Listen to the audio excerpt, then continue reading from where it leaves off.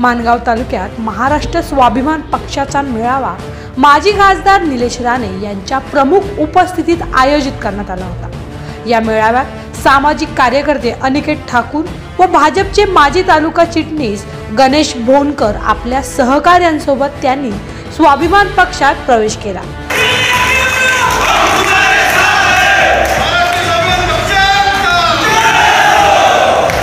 यावेळी सभेला संबोधित करताना माजी खासदार निलेश राणे यांनी शिवसेनेवर प्रहार करत जोरदार टीका केली। मला रायगडमध्ये फिरकू देणार नाही असे बोलणारे शिवसैनिकांनी पहा, मी माणगाव मध्ये आहे, जे करायचंय ते मला करा।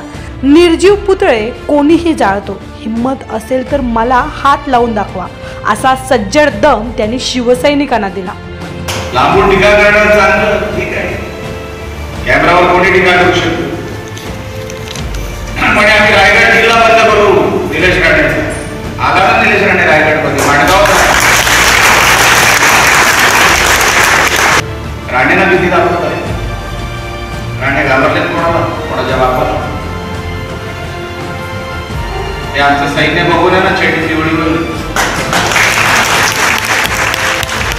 राणे कोणाच्या बापाला घाबरत नाही। ज्या कोकणाने शिवसेनेला भरपूर दिले, पण शिवसेनेने कोकणाला काय दिले असा प्रश्न त्यांनी उपस्थित केला।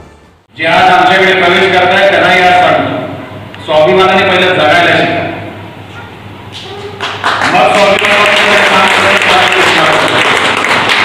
आपल्या अंगावर आला तर त्याला सोडायचं नाही, एवढं लक्षात ठेवा। जागेवरच बंदोबस्त त्याचा झाला पाहिजे, असं जगायला शिका। आपण महाराष्ट्रात कुठेही गेलो, आपला झेंडा कुठेही पडत असेल, हा नारायण राणेचा माणूस आहे, लांबून ओळखला गेला पाहिजे,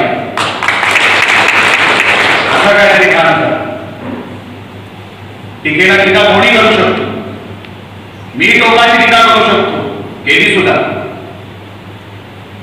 जिथे माझ्या राणेसाहेबांवर टीका झाली, एक साला मागेवा कुठला तरी खासदार तिकडच्या बाजूचा साहेबांवर टीका करतो, मी केली ना बाळासाहेबांवर टीका, कुठे राहतो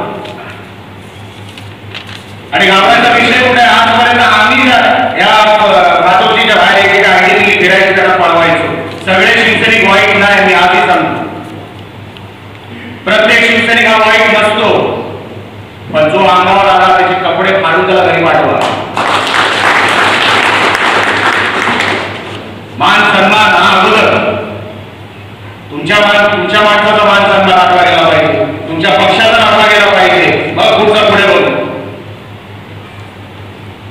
आज आपण इकडे सगळे आलो, जमलो, कशासाठी जमलो? काहीतरी तुम्हाला रायगड जिल्ह्यामध्ये होताना दिसलं पाहिजे। ताज्या व ठळक बातम्यांसाठी आज चॅनल सबस्क्राइब करा।